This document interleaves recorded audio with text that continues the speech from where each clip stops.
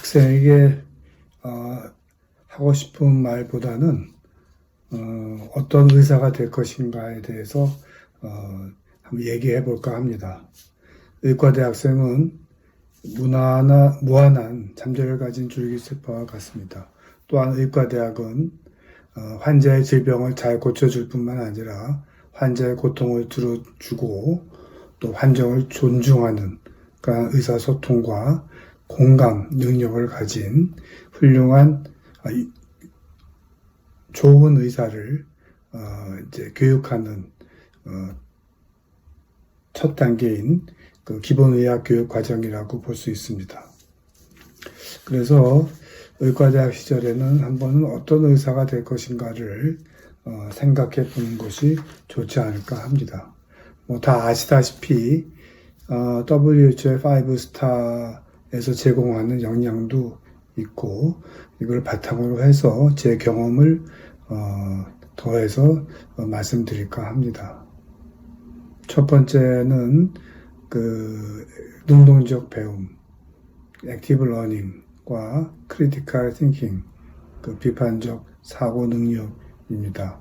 환자가 호소한 증상이 매우 다양하기도 하고 또한 막대한 양의 과학 지식과 정보가 쏟아지는 현 시점에서 이 부족한 것을 채우고 또 메꾸기 위해서는 다양한 그 지적 탐구 방법이 필요합니다. 그것을 이용해서 보충하고 채우는 그러한 역량이 필요합니다. 두 번째는 공감 능력입니다. 공감이라는 것은 상대방의 처지를 이해하고 고통을 또 정서적으로 반응하는 것으로서 환자 의사의 관계를 성립하는데 매우 중요할 뿐만 아니라 치료 결과에도 매우 긍정적인 효과를 보이고 있습니다. 현재 요즘에 굉장히 강조되고 있습니다. 그 세 번째는 이제 어떻게 보면 마음가짐인데요. 이거는 제 경험에 의한 거기 때문에 조금 생소하게 들릴 수 있겠습니다만, 그 집중과 또 발품입니다.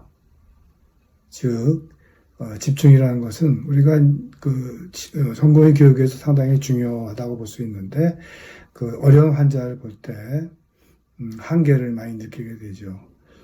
그런 경우에 환자를 중심에 두고서 내가 뭐 더 할 것이 없는가 또는 빠진 것이 있는가 등을 항상 생각하고 있으면 어느 순간 갑자기 확 하고 전기불이 들어오듯이 주위에 환해지면서 해결책을 우리가 찾게 되는 경우가 있습니다. 그래서 저는 개인적으로 많은 경험을 했기 때문에 상당히 중요하다고 생각합니다. 또 한 가지는 이제 발품, 즉 돌아다니는 수고입니다. 그래서 환자 상태를 잘 체크해야 된다는 것인데 왕왕 병실이나 종합자실에서 산소 포화도를 측정하는 경우 우리가 그 모니터링 기계만 보고 환자 상태를 소홀히 하는 경우가 있습니다. 그래서 또 자주 가봐야 되고 그래서 하여튼 자주 이 환자 상태를 체크해야 되는 거고 특히 제가 전공해왔던 신경질환 같은 경우는 시시각각으로 변할 수 있기 때문에 자주 환자를 체크해야 되는 그러한 이제 부지런함이 필요합니다. 또한 그 성실성, 책임감이 이제 아울러 필요하다고 볼 수가 있습니다. 그리고 제가 그 경험을 한 거에 의하면 한 발 조금 말씀드린다면은 제가 인턴할 때 그 인턴 X라는 소설을 읽었었습니다. 여기는 주인공이 인턴인데 자기 병원의 스태프의 그 모든 장단점을 분석해가면서 유능한 의사는 이렇고 훌륭한 의사는 이렇구나 하는 것은 나름대로 이제 기술한 내용이었는데 저도 그 소설을 읽고 매우 어떤 의사가 돼야 될 것인가 상당히 고민한 적이 있습니다. 그래서 그 당시에 제가 나름대로 세운 원칙은 교육을 받은 동안에 교수님들의 그 장점을 이제 배우려는 자세가 배워야 되겠다 하는 자세를 매우 중요하게 생각했었습니다.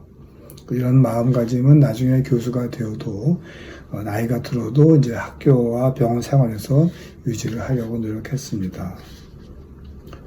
그래서 근데 혹시 누구나 그 장점과 단점이 있기 때문에 혹시 이제 자기가 보기에 기대에 못 미치는 교수님이 있다 할지라도 이제 반면 교사로 생각을 해서 이런 거 이렇게 하면 안 되겠구나, 또 이렇게 하면 안 되겠다 하는 것을 이제 배우면 어떨까 생각합니다. 그래서 누구나 이 배움의 과정에서는 누구나 자신의 스승이 될 수가 있다고 생각합니다.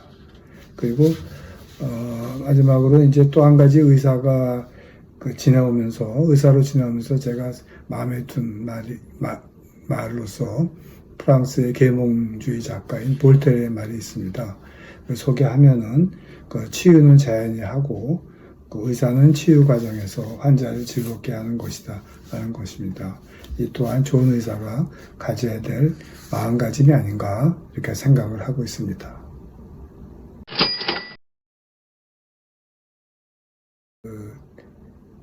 제가 이제 임상 실습에서 나온 학생들한테 항상 케이스 베이스드 발표를 프레젠테이션을 시킵니다. 이것은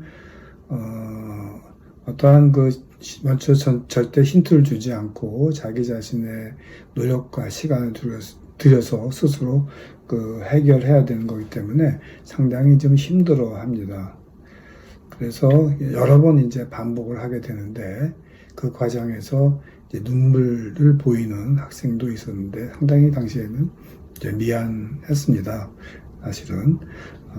그러나 이제 나중에 그 학생이 소아청소년과를 지원을 해서 깜짝 놀랐었고 또한 반가웠습니다. 그래서 전공의 과정을 잘 마치고 전문의가 된 학생이 있었습니다.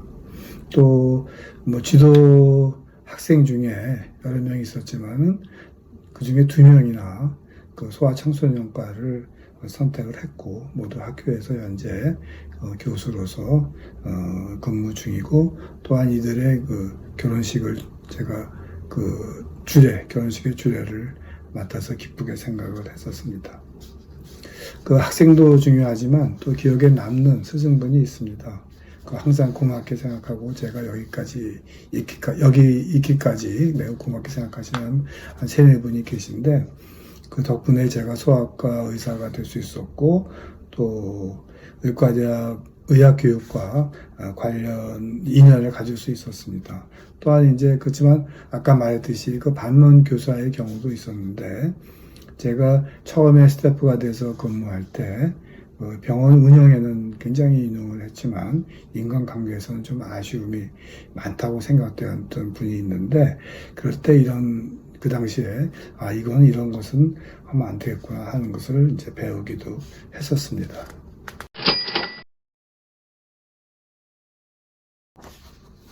후배 교수에게 남기고 싶은 말로는 사실은 이제 특별한 건 없습니다. 다들 고생하고 계시기 때문에. 그러나 이제 오래전에 제가 선배 교수로부터 의사의 일생을 나이대별로 들었는데 여기에 모든 것이 함축되어 있지 않나 생각합니다. 즉 30, 40대에는 환자도 열심히 보고 연구도 열심히 하고 또 해외 연수도 해서 자기의 능력을 키우는 데 치중하는 시기이고 50대가 되면은 그동안 키운 쌓은 업적을 바탕으로 해서 학회에서 발표도 하고 강의도 하고 자기의 능력을 이제 펼치는 시기가 이고 이제 60대가 되면 비로소 환자가 보이기 시작한다고 합니다. 저는 상당 부분 공감이 되었습니다만 여러분들은 어떤지 잘 모르겠습니다. 현재 대학 교수님들은 대학병원에서 진료, 연구, 교육에 한창 바쁜 힘든 시간을 보내고 계십니다. 그렇지만 제가 이제 한 가지 임상 교수로서 학생 교육에 대한 저의 경험을 조금 좀 말씀드릴까 합니다. 교수 초기에는 무조건 많은 지식을 이렇게 가르쳐 주려고 했었는데 시간이 지남에 따라서 보니까 학생들이 어떤 공통적으로 겪고 있는 어려움이 있다는 것을 알고 이것을 도와주는 것이 더욱 중요한 게 아닌가 생각을 하게 됐습니다. 두 가지가 있었는데, 하나는 이제 소아과에 실습을 오는데 처음에 오는 학생도 있고 다른 과를 돈 후에 오는 학생도 있었는데, 이 공통적으로 나타나는 것은 그 질환에 대해서는 이제 질문하면 대답을 잘 하는데, 실제 환자가 호소하는 증상을 듣고 어떤 질환인가 이끌어내는 진단 과정을 모두들 힘들어 했었습니다. 그래서 이는 아마 그 스푼 피딩에 매우 익숙해 있지 않아서 그렇지 않았나 생각을 했고, 비록 PBL 수업을 받았지만은 굉장히 좀 어려움이 있었습니다. 그리고 또 한 가지는 신경 진찰을 매우 이제 부담스럽게 생각을 했습니다. 그래서 제가 생각하기에는 지식은 자기가 찾아서 공부하면 할 수 있기 때문에 내가 할 일은 일방적으로 이제 지식을 전달하는 것보다는 학생들이 실제 환자를 대하면서 알고 있는 지식을 활용해서 환자의 문제를 해결할 수 있는 클리니컬 리즈닝, 임상적 추론 능력을 향상시켜 주는 게 좋겠고, 또한 아울러 신경 진찰의 부담감을 덜어주는 것이 제가 해야 할 일이라고 생각을 했었습니다. 그 방법으로는 그 환자를 처음 이제 진료한다는 가정하에 나이, 성별, 환자가 주소하는 증상만을 주고 이것을 이제 PBL 방식으로 문제를 해결하는 과정을 발표하도록 이제 그 케이스 베이스드 발표를 시켰고 이를 녹화했었습니다. 그러니까 발표 후에는 어떤 피드백을 갖고 팀원 간의 의견을 나누도록 했습니다. 단지 교수는 촉진자 역할만을 하였습니다. 이 과정에서 나온 러닝 이슈에 대해서는 리포트로 작성하게 했고, 또한 그 관련 지식의 깊이를 좀 더하기 위해서 반드시 저널 리뷰를 이제 포함하도록 하였습니다. 그리고 또 한 가지는 이제 신경 진찰을 하는 것도 역시 어려웠는데, 병동에서 외래에서 신경 진찰을 시켰을 때 한 10초 이상 사실 그 진행하는 경우가 매우 드물었습니다. 그래서 아무튼 이 과정을 비디오를 찍어서 오후 일과가 끝난 후에 피드백 시간을 갖고 팀원들과 보면서 내가 무엇을 잘했고 또 무엇을 또 보충해야 될 것인가 하는 것을 서로 토론하게 하였습니다.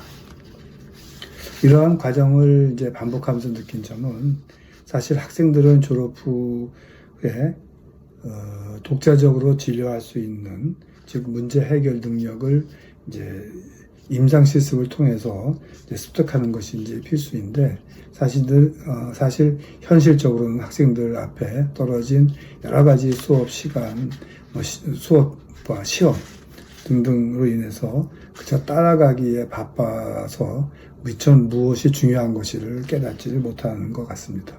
또 놓치기 쉽습니다. 그래서 교수들은 이런 그 미래의학 교육을 준비를 하면서도 한편으로는 학생들의 멘토 또는 그 촉진자의 역할에 더욱 신경을 써야 하지 않을까 이런 생각을 합니다.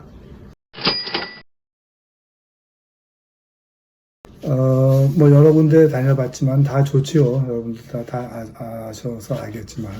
근데 이제 그 중에서 제가 좋았던 도시로서는 파리가 가장 이제 좋고 또 한번 가고 싶은 이제 생각이 있습니다. 그리고 이제 자연으로는 뭐 다 좋지만 그 이태리의 토스카나 지역의 작은 도시와 또 그 조그만 그 구름과 길, 또 거기에 서 있는 그 사이프러스 나무, 이런 것이 굉장히 좋았습니다. 그 사이를 이렇게 차를 타고 반드시 돌아다니시면 굉장히 좋을 것 같고, 특히 그 아주 작은 마을에 토스카나 중세 마을에 작은 마을에 저녁이 되면 사람도 없고 했을 때 마치 내가 그 중세 시대로 돌아간 것 같은 그러한 착각을 일으켜 하는 그런 분위기가 매우 좋았었습니다. 그리고 또 한 가지는 이태리 북부에 있는 그 돌로메티 산이 이 아주 굉장한 웅장함에 굉장히 인상 깊었는데, 여기를 정상까지 차를 타고 차가 다니기 때문에 반드시 여기도 차를 가지고 한번 다녀보시기를 이제 권고합니다.